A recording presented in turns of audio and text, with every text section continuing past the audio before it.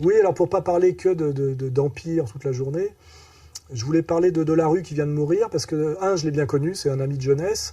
On s'est connus parce qu'on sortait avec un peu de people, on sortait avec la même fille, enfin l'un après l'autre, qui était une jeune mannequin de chez City Model, qui avait un prénom de fruit, dont je ne dirais pas parce qu'elle a dû refaire sa vie, mais qui s'appelait Isabelle, et qui était une jolie fille. Et donc je le connaissais à l'époque où il habitait rue du Cherche-Midi,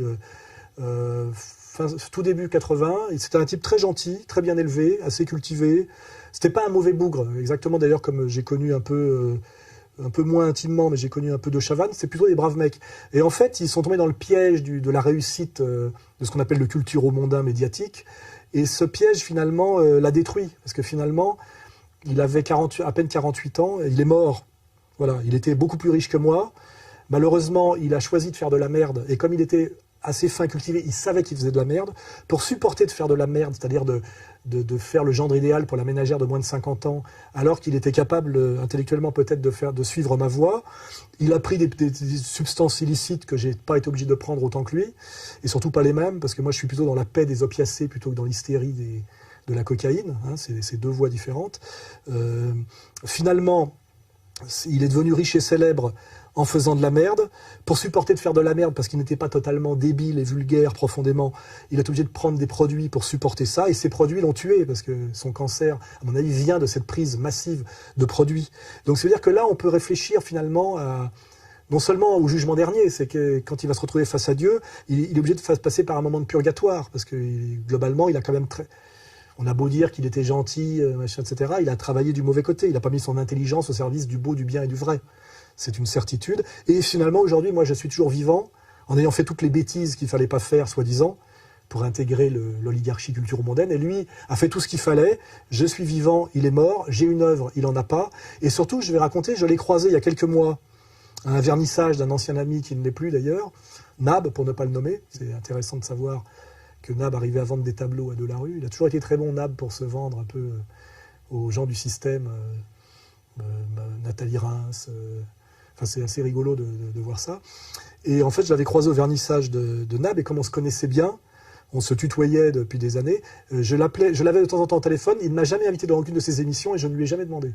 C'était assez drôle, c'est pour la limite pour qu'il n'y ait pas qu'il y ait de porte-à-faux. Donc il m'a fait inviter dans des émissions qu'il produisait, Evelyne Thomas, etc., mais jamais dans les siennes, et je n'ai jamais voulu être dans une émission face à lui, parce que comme j'avais de la sympathie pour lui en privé, ça m'aurait fait chier d'être face à son masque, quoi, voilà. Donc c'est assez intéressant parce qu'à la fois on était copains, j'aurais pu m'appuyer sur lui pour qu'il m'invite, il m'a jamais invité, je lui ai jamais demandé.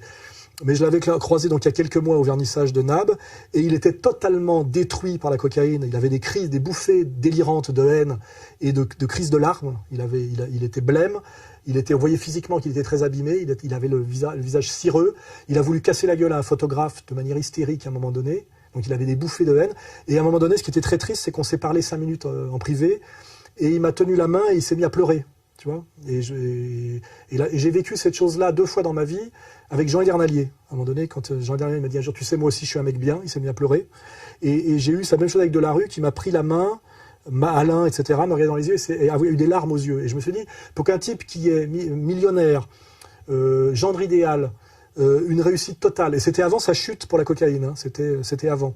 Donc il était encore au top du top. Hein, me prennent la main en pleurant, avec une espèce de respect, de dire en gros, quelque part, j'ai raté ma vie, peut-être, et avec un respect évident, parce qu'un mec comme Delarue ne vient pas me voir dans un lieu public, me serrer la main et parler avec moi, de manière exactement comme quand Julien Cazard se fait prendre en photo avec moi.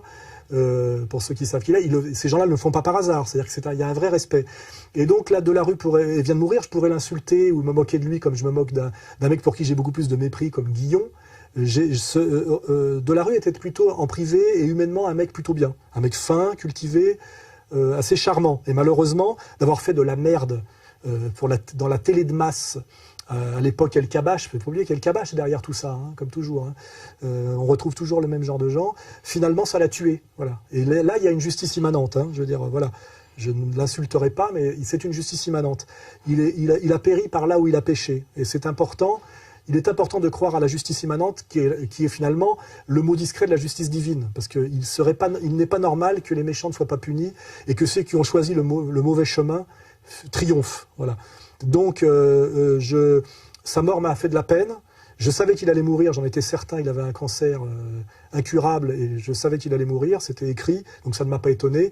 Et j'ai déploré sa fin, mais en même temps, elle est totalement morale et justifiée, et lui-même sans doute le savait et le reconnaissait. Voilà. Et donc je dis, c'est un exemple, ça doit être un exemple pour les gens qui m'écoutent et les gens qui se posent des questions sur ce que c'est que la vie, c'est-à-dire la vie ici et la vie au-delà, pour ceux qui croient réellement en Dieu. Parce qu'on croit en Dieu parce qu'on le craint. C'est-à-dire qu'on se pose la question de savoir comment ça se passera quand on sera face à lui. Sinon, c'est qu'on est un menteur et un tartuffe et un escroc. Ou alors, c'est qu'on est un adorateur de Satan. Hein. Et là, ça peut expliquer BHL, Attali, etc., etc. C'est-à-dire que leur Dieu n'est pas le nôtre. Hein. Voilà, c'est le Dajjal, quoi. Hein, voilà. Et donc...